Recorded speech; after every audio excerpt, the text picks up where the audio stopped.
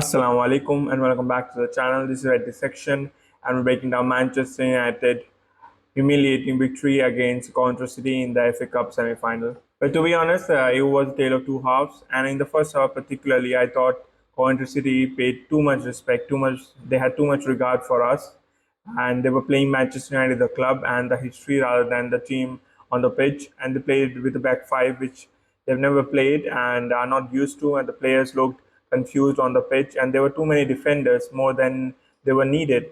United weren't creating anything. I thought the goal came out of nowhere. We weren't creating anything, but there was a good ball from Dalo, which McTominay tapped in.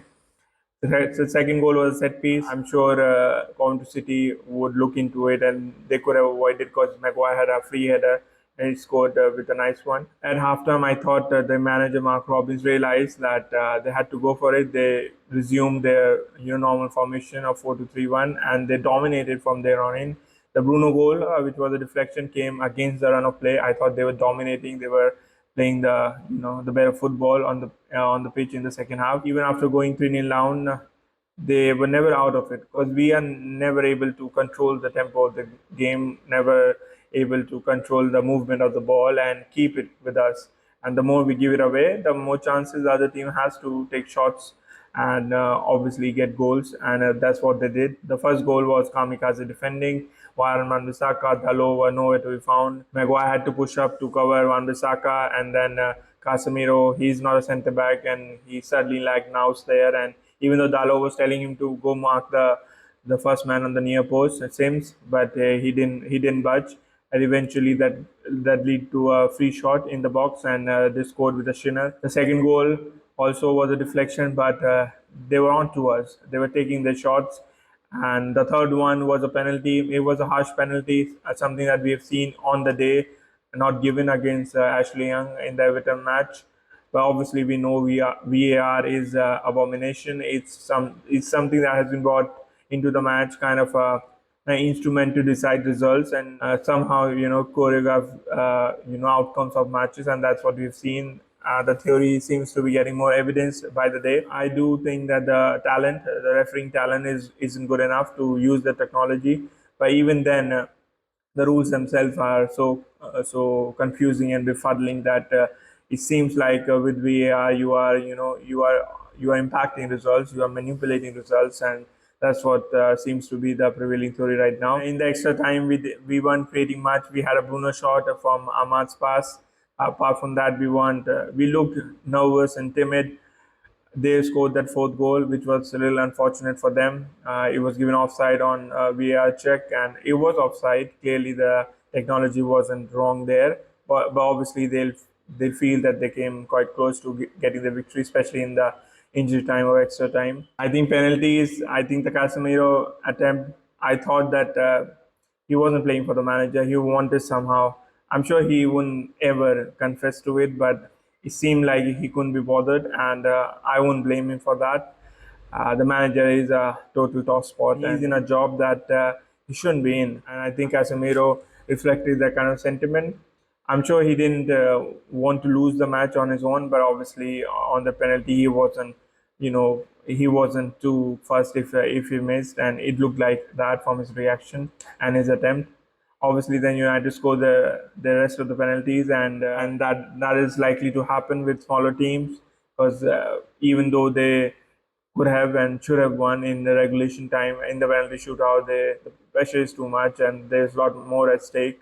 And especially that penalty, that the flyer that went over the crossbar, you have to feel sorry for the guy and for the team. Obviously, Hojlund scored that one. I don't think he deserved that winning penalty. He shouldn't have been given that. I'd rather see someone like Ahmad take the penalty. Obviously, he scored that, so we have to give him plaudits, but he certainly doesn't deserve it. It certainly doesn't make up for the shambles we've been seeing for him for the last few matches since he's come back from injury. That was it for the match.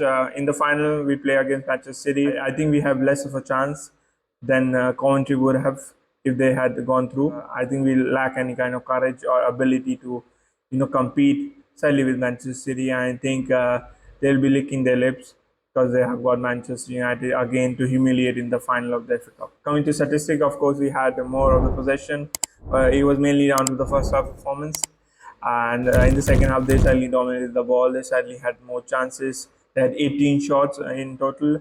Because in the first half they didn't create anything. They didn't have any shot, let alone on target. And it was in the second half they completely flipped the script and changed the fortunes. Mark Robbins and Coventry City will rue the fact that they paid too much respect to us in the first half and they went off the script, went off the usual formation and football structure, and decided to do something which wasn't required because United aren't good enough to break them down anyway. So I think they played into our hands and they made the change, and it showed a level of insight and intuition that we haven't seen from our own manager. And certainly we weren't able to make appropriate changes to deal with the change that they had done at halftime. The usual prescripted substitutions of Menu and Garnacho, the youngsters were easy to take off other than rather than Rashford or Bruno Fernandes. And it was a usual humdrum routine from Eric Ten Hag. The performance nosedive after the substitutions, especially. Anthony, even though he's played well in the last few matches, he was up to his usual tricks. He's a dog with a single trick. He keeps on coming inside and trying to shoot. The changes that we had seen against Chelsea were nowhere to be found. He was petulant and it was a bad appearance from Anthony. Onana, he was the hero of the day because of his penalty saves. In the match, he made a couple of good saves, smart saves. One in the extra time from Sims and one from the volley in the regular 90 minutes. On the goals, I can't fault him for any of those because the Sims shot was right in the corner, the deflection was right in the top corner. The penalty, he did make it up in the penalty shootout, so a good game for Onana. Diogo Dalot also had a decent game. I don't think he was in his elements too much because we weren't creating from that side. We were creating from the left hand side from Rashford, and nothing was coming out for Rashford and even Wan-Bissaka, who can hardly do anything attacking wise on the left hand side. Dalot did make that assist for the first goal, a wonderful ball into the box that McTominay tapped in. Apart from that, defensively, he didn't commit any mistake. Thirdly, in comparison to Wan-Bissaka, he was a lot more astute, a lot more, open-eyed and aware of his defenders. And certainly, he was a better player in terms of fullback. Casemiro was surprisingly not tested, especially in the first half. In the second half, he was, given a run around sometimes with the wingers. Haji Rai, the striker, seems dragging him into the flanks, which obviously is not his strongest suit, especially at this stage of his career. He did well in terms of his ball work. He made some good passes into midfield. Overall, I thought defensively also he was physically strong in tackles, and obviously he goes to the ground very easily. But I don't remember any stupid tackle that he did, and certainly a composed performance from Casemiro. Harry Maguire was the best defender and probably the best outfield player as well. I thought he was commanding in the air. He got that goal, the second one. Really good header. Overall, I thought aerially he dominated the Sims. Even on the ground, apart from the second goal where you can say that he could have held his position and covered Sims, but you can understand why he went to cover up the space that Wan-Bissaka had vacated. They could have got the entry into the box from there. I don't remember any big mistakes for him, and I thought overall he was the most composed player on the pitch for us, and sadly a good defensive performance from Maguire. Wan-Bissaka was atrocious. He was involved in all the four goals. I'll include the offside one because he was the one who was playing the offside. Recently, he's committed a lot of defensive errors, especially in terms of his concentration, which is his anathema, his fatal flaw. He's never aware of the ball, especially when he's not involved and the ball isn't in his area, especially from the opposite flank. So he never recovers his far post, and that is a thing that is occurring. He's conceding penalties as well, like he did against Harvey Elliott, and he's letting players on. And that's what he did against Brentford. And now in this game, I think he should be back on the right back position because he doesn't have the intelligence to play that left back position. Obviously, one-on-one defending, he's obviously in his elements. But in terms of structural play, in terms of organization, and keeping up with the defensive line, I don't think it suits him. I don't think he has the intelligence to follow those instructions. And attacking wise, he doesn't give us anything. He's just a blunt instrument up top, and sadly a bad performance for him. So McTominay scored the first goal. He was the one who was marauding forward, but on the ball he's useless. In terms of defensive setup, he's also useless. He's just blind to other players' movement and their entries into spaces and attacking positions. He might be strong physically and a strapping lad, but he certainly is not able to catch up to any opposition players. He's always chasing shadows. He's a shadow chaser, and he's certainly late on the spot to put in a tackle, put in an interception. I thought it was another abysmal performance of McTominay. Kobe Mano, I think he's played too much football in terms of physical output. I think it's too demanding for him. You can see that the spark has gone out of his game. There are still moments of quality that we can see that he brings to the table, but in terms of controlling the tempo of the match, in terms of putting a stamp on the match, he's nowhere to be found, and certainly he seems to be dying out alone in that midfield because there is no support from anybody. The manager doesn't help. He doesn't give any kind of clear-cut role for the players. One of the lambs that have been sent on the pitch to be slaughtered, and he certainly seems to be dying out there. And I think a manager who knows his technical and tactical structures can help him a lot and give him a proper role, and you use his abilities and strengths. Until that happens, I think we won't see the best of Kobe Mano. Alejandro Garnacho was forgettable. Really didn't have any impact. He was certainly better than Rashford and Hojlund, but certainly not good enough. I thought his lack of technique, his lack of control really let him down. But certainly he was trying more than Hojlund or Rashford did. He was running more, and I think he should have been kept on rather than Rashford or Hojlund. I think he should have taken off Hojlund and put Rashford as number 9 because he's hardly involved anyway in the match and he hardly presses. So it's better to keep him at number 9 and give him possibility of scoring on the counter-attack. For Garnacho himself, I thought that was a bad day at the office for him. Bruno Fernandes was surprisingly more reserved, surprisingly more contained. He was a lot more disciplined. I think he was the only one, apart from Maguire, who was aware of the enormity of the occasion, and he was somebody who was afraid of getting embarrassed again. Played smart, slightly better than he's done all through the season. And he got his goal, which was a deflection.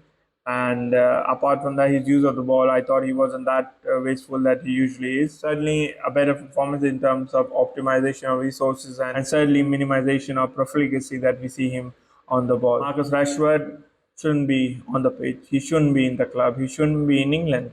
He should be thrown out of the country, literally. He doesn't try. It's not just about tracking back. Even in attack, he's not involved. He's just not looking up. He's just blindly running into defenders. He cannot dribble. He cannot beat a man. And you look at somebody like Vinicius Junior. Even when he's struggling to beat a man, he can produce an assist like he did for Vasquez in the El Clasico, or he did against Manchester City for Valverde. And that's the kind of winger, a right-footed left winger that we require. Somebody who's smart enough to understand his own limitation, deliver assists and create goals, which Rashford has never done and will never do. He doesn't have the ability or even football intelligence to produce that kind of efforts on the pitch. His lack of fight and his lack of heart is there for everybody to see, and I think he should never play for Manchester United after this match. Hojlund, the only thing working in his favor or as part of his defense is that he's young. He doesn't have an experienced striker to learn from. But the lack of fundamentals, footballing fundamentals that he shows in terms of football control, in terms of his intelligence, in terms of his movement, in terms of his approach to goal and his body shape and everything, I think he lacks so much in terms of rudimentary basic skills of footballer. Even on that opportunity that he got in the second half, he should have taken the shot on his right foot, but he turned 180 to take the ball on his left, and you don't get that kind of time even in Championship, let alone Premier League. And sadly, right now he won't get into a Championship side, let alone a Premier League side. So a disappointing performance from Hojlund again. Substitution, of course, Anthony was the first one. He was back to his usual crappy performance, really offering nothing, not tracking back, not involved in attacking plays, always going for the wrong ball, always coming inside and trying to go for the stupid long distance shot into the top left hand corner. He never gets it. I think he showed a lot more progress and growth in the last few performances, especially against Chelsea. But seeing this cameo, it is embarrassing. And his reaction to Coventry losing out on penalties and cupping his ears was abysmal. He just lacks personality to be at this club. Maybe in terms of technique, he's better than most of our forward players apart from Ahmad. but as a man, as a human being, as a personality, he lacks so much, and he seems like a spoiled brat. He seems like one of those people who thinks that he's made it because he's at the club and he's earning X amount of dough, and this is embarrassing and certainly doesn't look good on the club and the kind of ethos that Manchester United stand for. Christian Eriksen came in for Kobe Mano, really not required. Mano could have played another 10 minutes easily. There was no need to make the substitution. It certainly played into the hands of Coventry City, who got the ascendancy because physically Manu certainly tries in his duels one on one, and Christian Eriksen doesn't do that. He cannot do that. And playing that pivotal role at number 6, he was completely lost, completely drowned by the runners of Coventry City, especially for midfield and wide areas. You have to make a substitution, bring out Bruno. That's the only position that Eriksen should play, in the number 10 position. Otherwise, he shouldn't play for Manchester United. Ahmad came on in for Rashford. Really feel sorry for him. Because Rashford literally went off the pitch. He wasn't listening to anybody. He didn't even ask for the physio to come on the pitch. He trudged off the pitch, and Ahmad had to come on. He's the reason why we are in this. We were in the semi-final because of his goal against Liverpool, and his whole cameo was great. But since then, he has hardly played. He hasn't been given a chance.